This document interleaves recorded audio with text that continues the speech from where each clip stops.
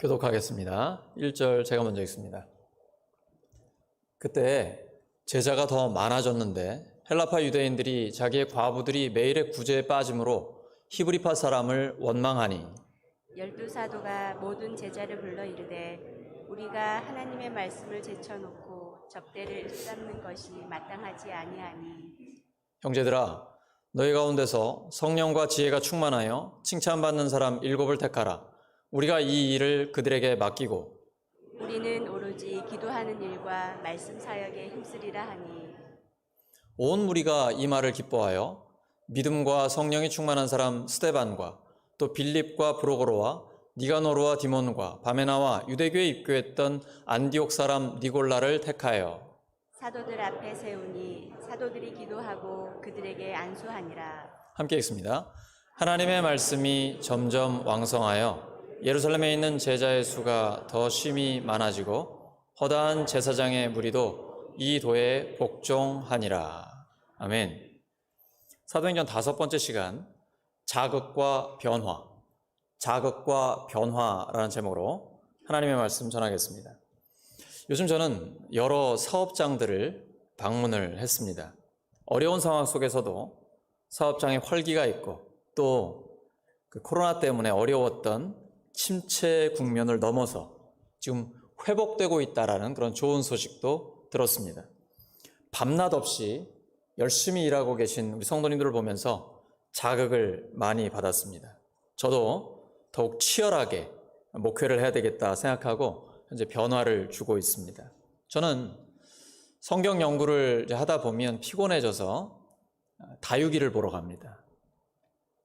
근데 이 다육이들이 점점 더 귀엽고 예쁘게 변화되고 있습니다. 햇빛과 바람이 계속해서 자극을 주고 색깔과 모양에 조금씩 변화가 생깁니다. 아기들도 나오고 작은 꽃들도 피고요. 하나하나가 다 하나님의 작품입니다. 그리고 다양한 모양과 색깔을 가진 아이들이 함께 모여 있어서 더 예쁩니다. 아시죠? 다육이는 혼자 있을 때도 예쁘지만 이렇게 모여 있으면 더 예쁩니다. 저는 찬양대가 좋은 예라고 생각을 해요. 소프라노, 알토, 테너, 베이스, 그리고 지휘자와 반주자까지 다양하지만 그 안에 하모니를 이루어 주거든요. 그게 교회입니다. 교회는 정말 다양한 사람들이 모이지만 예수님의 십자가와 부활의 복음으로 하나가 됩니다. 조화를 이루게 되는 거죠.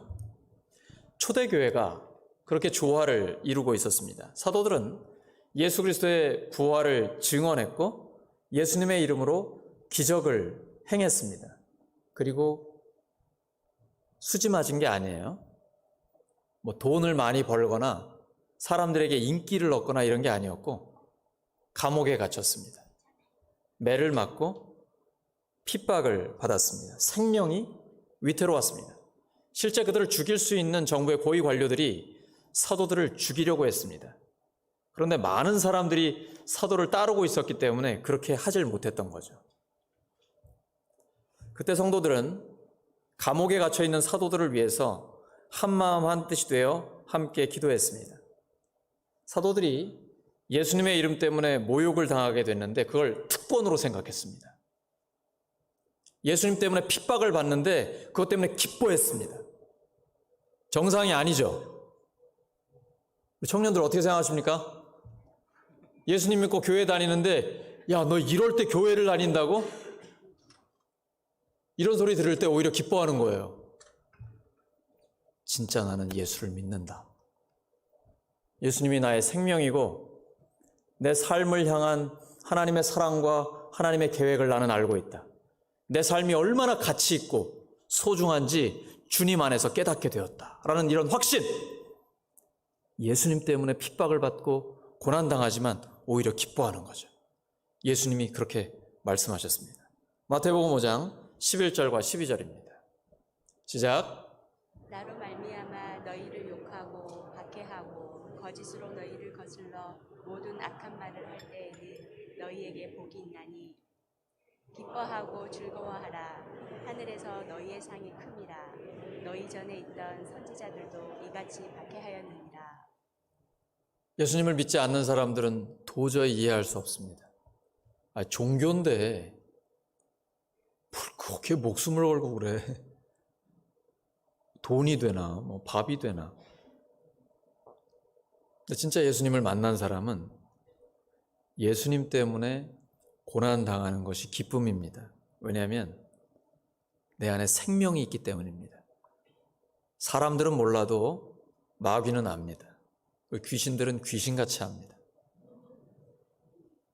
우리 안에 성령님이 계시고 예수 그리스도의 생명이 있다는 걸 알아요. 그래서 예수 그리스도의 이름으로 떠나가라 라고 하면 예수 그리스도의 이름 앞에 떠나가게 되어 있습니다. 혹시 나를 괴롭히려고 한다든지 유혹한다든지 우리의 가정을 어두움 가운데 빠뜨린다든지 사업이나 여러 가지 상황 가운데 시험과 유혹을 가져온다. 예수 그리스도 이름으로 명하노니 떠나가라 라고 하면 그 이름 앞에, 부활하신 주님의 이름 앞에 떠나가는 것입니다. 근데 세상 사람들은 예수님의 이름 때문에 우리를 모욕하기도 하고 박해하기도 합니다. 그러면 그러려니 하십시오. 아직 모르기 때문입니다. 그리고 오히려 불쌍히 여기셔야 합니다. 그를 위해 기도하셔야 됩니다. 그래서 예수님이 너를 핍박하는 자를 위해 기도하라고 말씀하신 겁니다.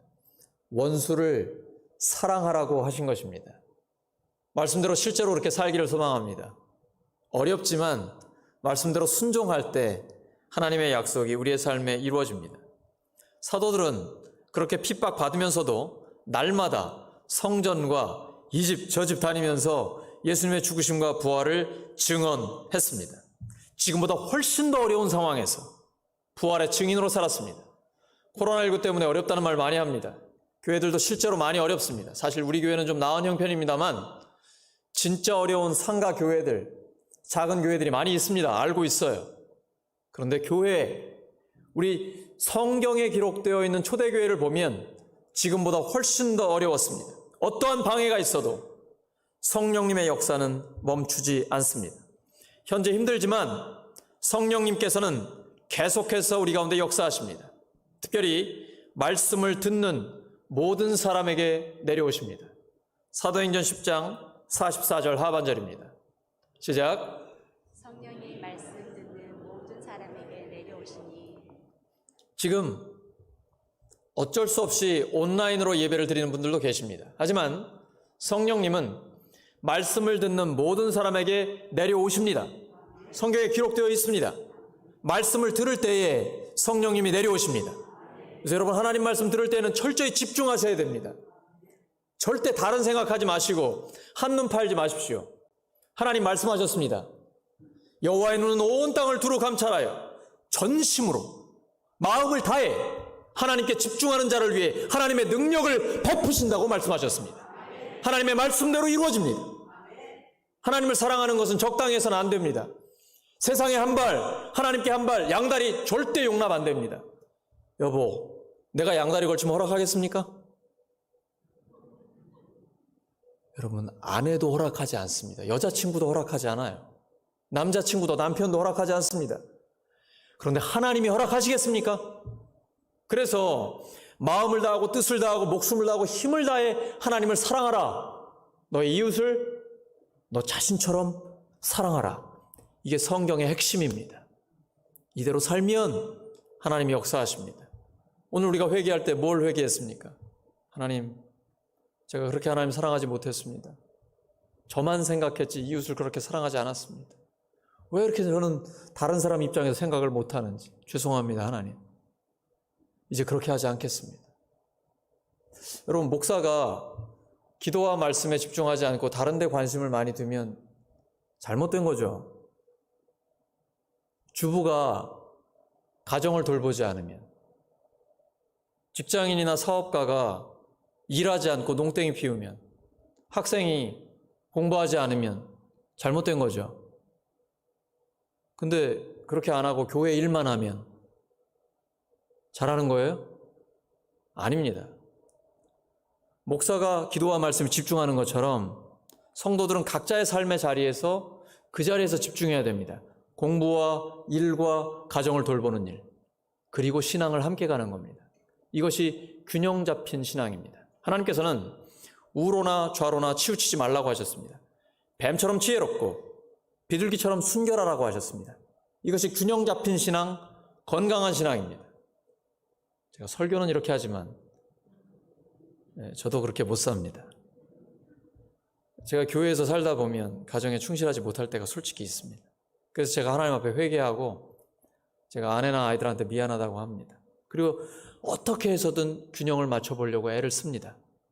교회에서의 모습과 가정에서의 모습이 동일하기를 원하기 때문입니다. 그것이 하나님이 원하시는 신앙 생활입니다. 정말 건강한 그리스도인의 삶이죠. 하나님의 역사는 그런 사람들을 통해 이루어지고요. 하나님의 역사는 아무도 막을 수 없습니다. 하나님의 말씀을 들을 때 성령님이 임하십니다. 그리고 우리에게 자극을 주시고 실제 삶을 변화시켜 주십니다. 성경을 해석하는 것은 굉장히 중요합니다. 철저히 성경적이어야 합니다. 말씀 위에 굳게 서야 합니다. 그러나 해석하는 데 그치면 안 됩니다. 이 성경을 통해 우리의 삶이 변화되는 데까지 나아가야 합니다.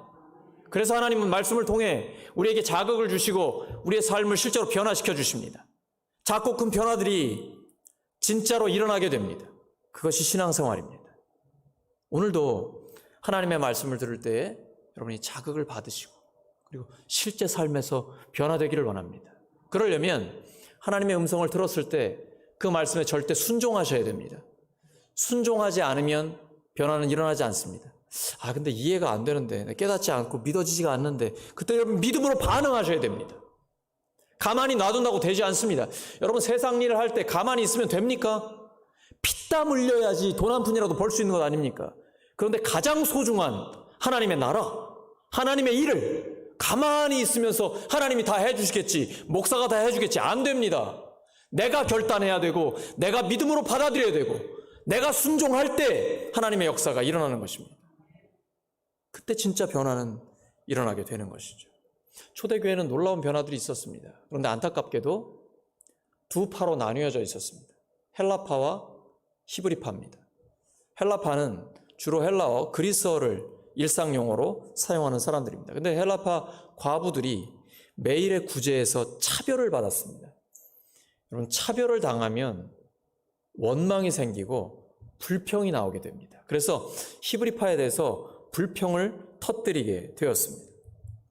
성도가 많아지면 갈등이 생길 수도 있습니다. 교회는 완벽한 천국이 아닙니다. 교회에 대한 이해를 잘못 가지고 있으면 실망이 커집니다. 교회는 병원과 같은 곳입니다. 병원에는 어떤 사람들이 옵니까? 아픈 사람들이 옵니다. 그게 정상이에요. 병원에 아픈 사람이 안 오면 문 닫아야 됩니다. 교회에는 몸과 마음이 아픈 사람들이 모이는 곳입니다. 그게 정상입니다. 정상. 그런데 와서 치료를 받고 변화를 되고 그리고 하나님 나라를 맛보는 곳입니다. 그곳이 바로 교회입니다. 그렇기 때문에 교회 안에서는 갈등이 있을 수도 있습니다. 오늘 본문은 그 갈등을 극복하고 계속해서 승리하는 것을 보여주고 있습니다. 교회에 갈등이 있을 때 어떻게 해결할까요? 성경대로 해결하면 됩니다. 따라하시죠. 성경대로. 성경대로. 일단 교회에 어떤 문제가 생겼다. 1차적인 책임이 누구에게 있습니까? 저에게 있습니다. 담임 목사인 저에게 있습니다. 담임 목사가 기도와 말씀에 집중하지 않고 다른 데 관심을 뒀을 가능성이 높습니다. 어떤 문제가 생겼을 때는 항상 자기 자신에게서 그 책임을 살펴봐야 합니다. 교회는 기도와 말씀을 선택하고 거기에 집중할 때 갈등이 해결되고 다시 건강하게 성장할 수 있습니다. 선택과 집중이 중요합니다. 경영의 기본적인 원리죠. 기본 중의 기본입니다. 따라하시죠. 선택과 집중. 선택과 집중. 우리가 교회와 가정과 일터와 학교에서 하나님의 뜻을 선택하고 집중하면 하나님이 승리하게 해주십니다. 우리 교회 예배당을 보시면 기둥이 몇 개 있나요? 여기 하나는 숨겨져 있는 것 같아요. 제가 볼 땐 4개가 있는 것 같은데, 교회의 기둥이 무엇입니까? 기도와 말씀입니다. 기도와 말씀은 교회를 든든히 세웁니다. 그리고 흔들림이 없게 됩니다. 제가 종종 하는 말이 있는데, 사소한데 목숨 걸지 마시기 바랍니다. 저기 책상이 하나 생겼습니다. 흰색으로 해야 됩니까? 나무색으로 해야 됩니까? 이게 무슨 상관이에요? 사소한데 목숨 걸지 마세요. 교회는 기도와 말씀에 집중하면 됩니다. 말씀 붙들고 기도하고, 기도할 때 말씀이 살아서 역사합니다. 저는 1시간 전부터 와서 기도합니다. 왜냐하면 설교는 제가 하는 게 아니에요. 성령의 능력으로 하나님의 말씀이 선포되어야 합니다. 저는 아무것도 아니에요. 뭘 할 수 없어요. 그래서 기도하는 겁니다. 그러면 하나님께서 역사하십니다. 좌우의 날선 어떤 것보다도 예리하여 하나님의 말씀을 우리에게 자극을 줍니다. 그리고 그 말씀이 우리를 수술하고 치료하고 변화시킵니다. 여러분, 교회에 왜 오십니까? 어떻게 해서 예수님 믿게 됐습니까? 하나님의 말씀이 들린다니까요. 그리고 그 말씀이 진리라는 것이 깨달아집니다. 그리고 내가 이 땅에 살아가는 이유를 발견하게 됩니다. 이 설교가 마지막이 될지라도 오늘이 마지막 날인 것처럼 살아가는 겁니다. 하나님의 영광을 위해서 먹든지 마시든지 무엇을 하든지 지금 이 순간에 하나님이 나를 부르셔도 전혀 후회가 없는 삶, 지금이 마지막인 것처럼 살아가는 삶, 그것이 성도의 삶입니다. 가장 가치 있고 의미 있는 삶이죠. 기도와 말씀에 집중할 때 우리의 삶은 그렇게 되는 것입니다. 근데 본문 4절에 보시면 기도하는 일과 말씀, 사역이라고 되어 있습니다. 우리가 목회자를 사역자라고 부릅니다. 그리고 성도들이 교회에서 사역한다라고 얘기하죠. 이게 이제 영어로는 미니스트리예요. 근데 헬라어로 보면 디아코니아라고 되어 있습니다. 봉사, 섬김이라는 뜻입니다. 그러니까 말씀은 봉사하고 섬기는 것입니다. 왜요? 하나님의 말씀을 거저받았으니까 거저주는 겁니다. 에이, 목사님 사례비 받잖아요. 근데 저는 가능하면 어떻게 하면 희생할 수 있을까? 어떻게 하면 손해볼 수 있을까? 왜냐하면 그게 성경의 정신이기 때문입니다. 저도 하나님의 말씀을 거저받았고, 그래서 하나님의 말씀을 거저주고자 하는 것입니다. 근데 이제 목회자도 가정이 있으니까 생활비는 받습니다만 저는 이 정신으로 살아가려고 몸부림을 칩니다. 그러면서 성도님들을 보면서 배우는 거예요. 성도님들은 진짜 거저받은 걸 거저주시잖아요. 헌금을 드리면서 신앙생활 하시는 거고, 목회자는 사례비를 받으면서 신앙생활 하는 거잖아요. 그러니까 목회자가 더 정신 차려야 되죠. 목회자는 헌금을 드려도 사례비를 받은 것 중에 헌금을 드리는 거잖아요. 그게 현실 아닙니까? 우리가 어떻게 하면 성경적인 정신대로 살아갈까? 이게 디아코니아입니다. 섬김과 봉사. 주님 말씀하셨어요. 거저 받았으니 거저 주라. 옆 사람 축복해 주시기 바랍니다. 거저 받았으니 거저 주시기 바랍니다.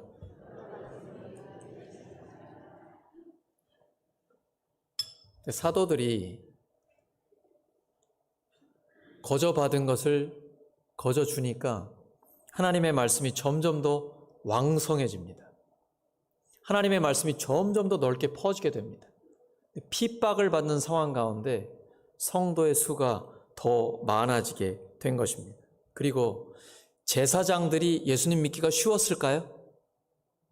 무지하게 어려웠을 겁니다. 근데 된다니까요. 성령님이 역사하시면 믿는 자들이 점점 더 많아지게 됩니다. 아무리 힘들 때도 말입니다. 그리고 교회의 다양한 사역들을 이제 위원들 7명을 세워서 그들에게 맡겨줍니다. 우리로 하면 이제 장로님들에게 맡기는 거죠. 그래서 우리 교회 당회가 있는 것처럼 조직을 갖추게 됩니다. 교회가 커지면 시스템이 안정이 돼야 됩니다.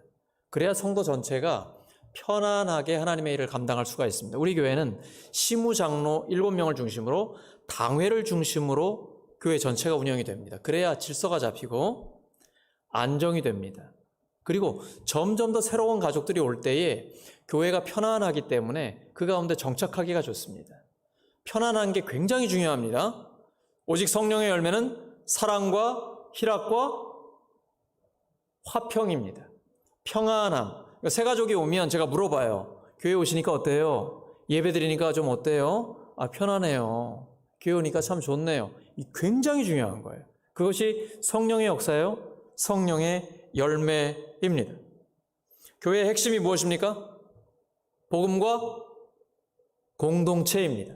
복음으로 하나가 되는 것입니다. 예수님께서 우리를 위해 죽으시고 부활하셔서 우리를 이미 하나로 만들어 주셨습니다. 우리가 할 수 있는 일은 하나됨을 힘써 지키는 것입니다. 여러분께 묻겠습니다. 교회에 하나 되는 것보다 더 중요한 거 있습니까? 우리가 다양한 프로그램과 사역을 하고 있습니다. 무엇이 가장 중요한가요?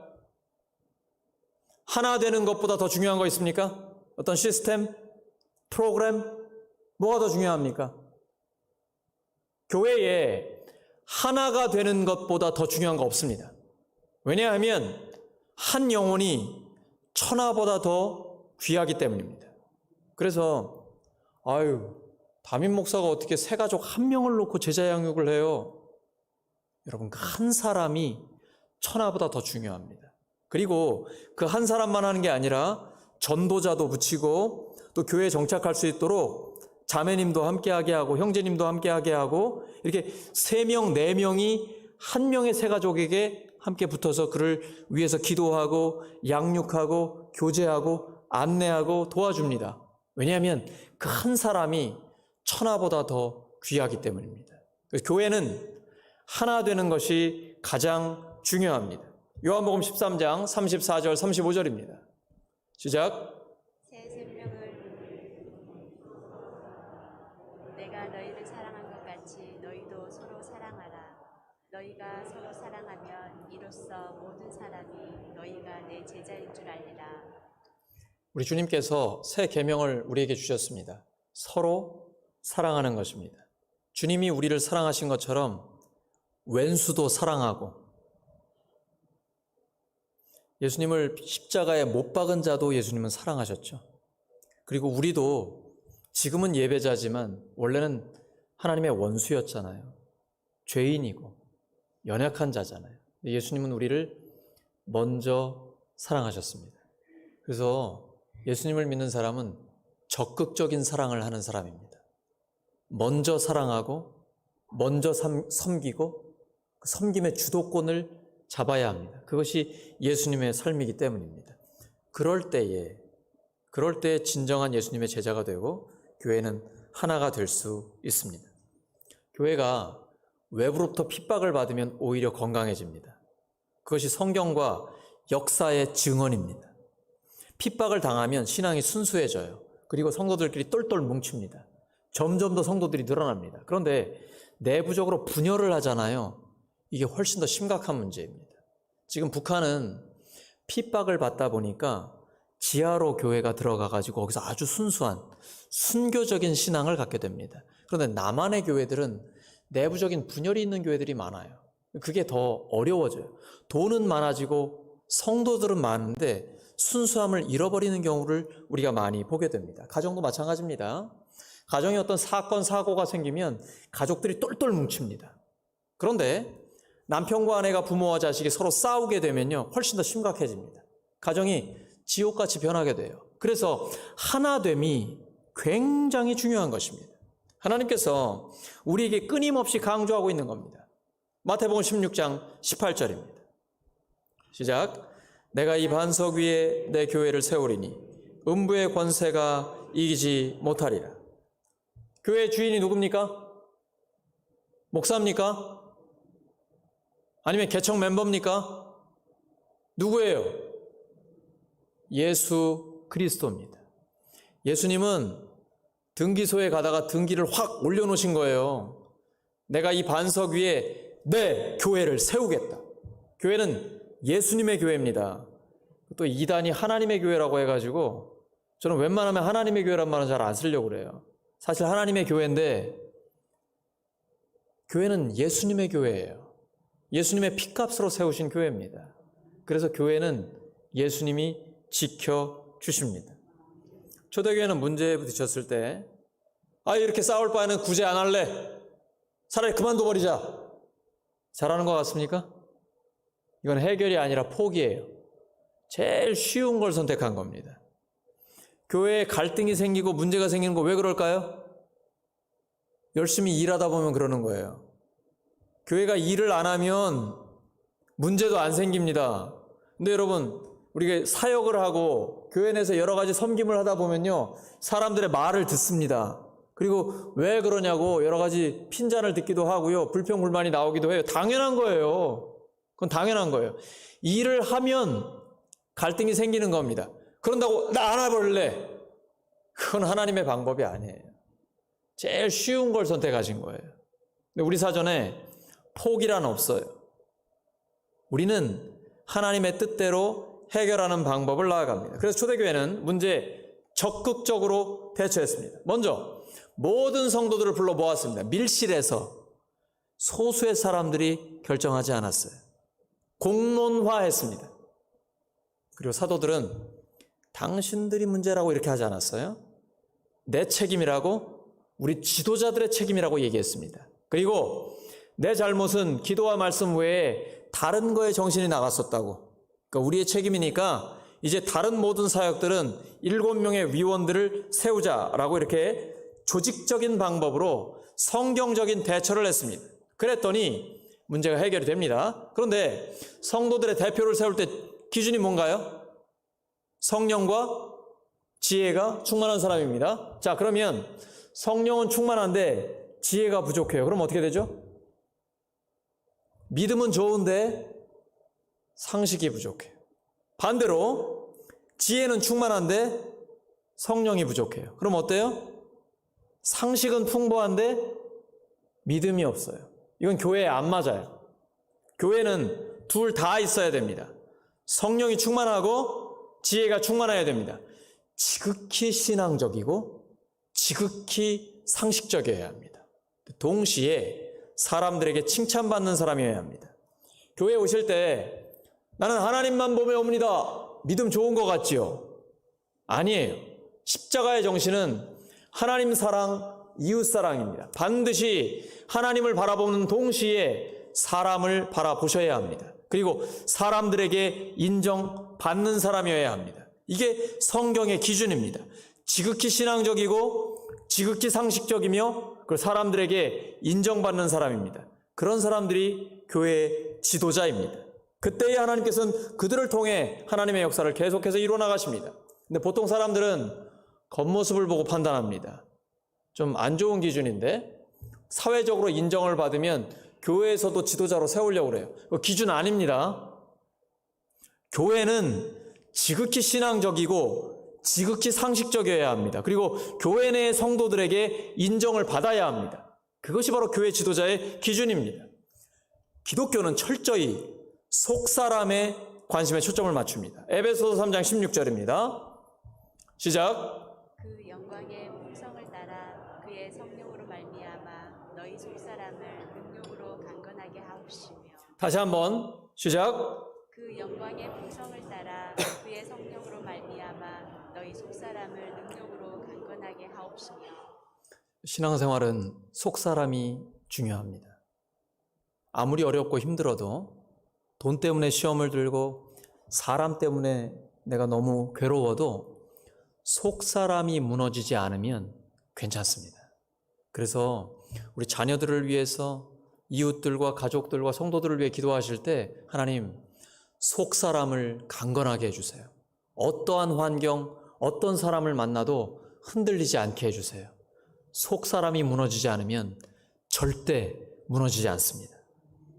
이제 초대교회가 사명을 나누어 감당하고 사도들은 오로지 기도와 말씀에 집중하기로 결정합니다. 기도할 때 하나님의 말씀은 살아서 역사합니다. 그리고 우리에게 그 말씀이 삶으로 다가오게 됩니다. 데살로니가전서 4장 13절입니다. 우리가 하나님께 끊임없이 감사함은 너희가 우리에게 들은 바 하나님의 말씀을 받을 때에 사람의 말로 받지 아니하고 하나님의 말씀으로 받음이니 진실로 그러하도다. 이 말씀이 또한 너희 믿는 자 가운데서 역사하느니라. 저는 깜짝 놀랐습니다. 지금 우리 성도님들이 막 무서워져요. 제 설교를 다 기억하고 있어요.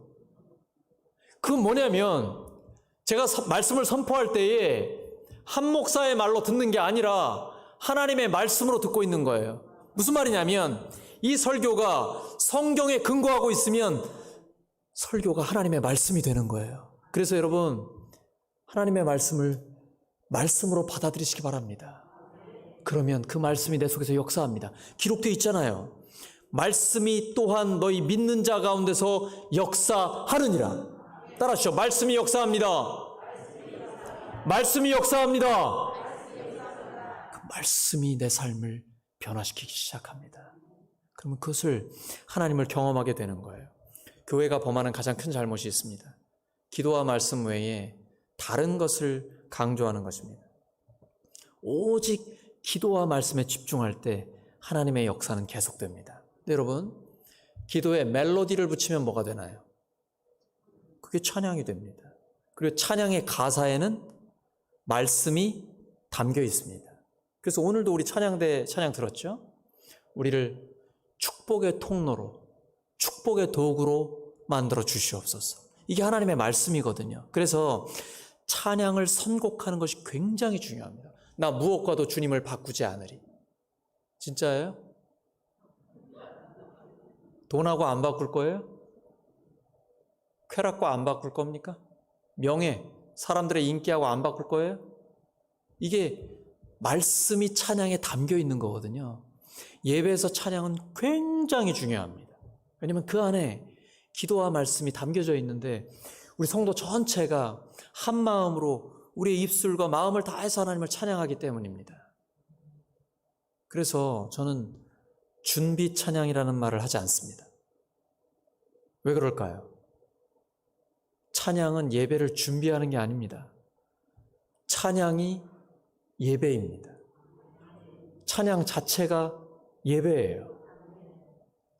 따라하시죠. 찬양이 예배입니다. 찬양이 예배입니다.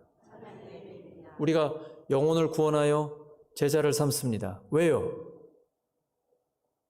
예배자를 만들기 위해서입니다.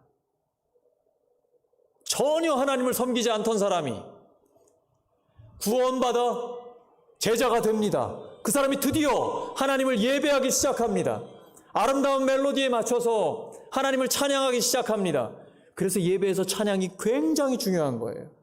영혼 구원받아 제자가 된 다음에는 하모니를 이루어서 함께 하나님께 찬양하고 예배를 드리는 겁니다. 그게 우리의 삶의 목적이에요. 하나님이 우리를 만드신 목적이 거기에 있습니다. 기도와 말씀에 집중하겠다는 결정을 초대교회 성도들은 기쁨으로 받았고 전체 성도가 합의했고 그리고 하나님의 말씀은 점점 더 왕성해져서 더 많은 성도들이 하나님 앞에 모이게 됩니다. 교회는 건물이 아닙니다. 교회는 사람들의 모임입니다. 그리고 그 사람들이 자기의 삶 전체로 하나님께 영광을 돌리게 됩니다. 예수님 말씀하셨습니다. 때가 찼고 하나님 나라가 가까이 왔으니 회개하고 복음을 믿으라. 그리고 예수님은 일상생활에서 그렇게 살아가셨습니다. 요한복음 14장 12절입니다. 내가 진실로 진실로 너희에게 이르노니 나를 믿는 자는 내가 하는 일을 그도 할 것이요. 근데 예수님은요, 이 땅에서 편안하게 잘 먹고 잘 살지 않으셨습니다. 히브리서 5장 7절입니다. 히브리서 5장 7절 시작. 그는 육체에 계실 때에 자기를 죽음에서 능히 구원하실 이에게 심한 통곡과 눈물로 간구와 소원을 올렸고 그의 경건하심으로 말미암아 들으심을 얻었느니라. 이것이 우리 주님이 먼저 가신 길입니다. 예수님의 제자의 길은 고난의 길이지만 영광의 길입니다. 너무 고난만 강조해도 치우친 겁니다. 고난의 길이지만 영광의 길입니다. 우리가 걷는 길은 좁은 길이지만 생명의 길입니다. 말씀 정리합니다. 우리의 신앙생활이 균형이 잡힌 건강한 생활이 되기를 소망합니다. 하나님은 말씀으로 우리를 자극하시고 실제로 변화시켜 주십니다. 기대하십시오. 하나님의 말씀은 우리의 삶을 변화시킵니다. 혹시 여러분이 지금 당장 큰 변화가 안 보일지 몰라도 기대하십시오. 가랑비에 옷 젖듯이 때로는 획기적으로 하나님의 역사는 하나님의 마음대로 하시는 겁니다. 하나님의 때에 하나님의 뜻대로 하시는 겁니다. 우리는 기도하고 기대하고 그리고 하나님의 말씀에 집중하는 겁니다. 그러면 하나님이 우리의 삶에 실제적인 변화를 일으켜 주십니다. 그 말씀에 붙들려 우리가 예수님을 위해 고난당하는 것을 기뻐하며 하나님께 쓰임받을 수 있습니다. 우리 모두 지극히 신앙적이며 지극히 상식적이고 그리고 사람들에게 인정을 받으면서 끝까지 하나님께 쓰임받기를 예수 그리스도의 이름으로 축원합니다. 함께 기도하겠습니다.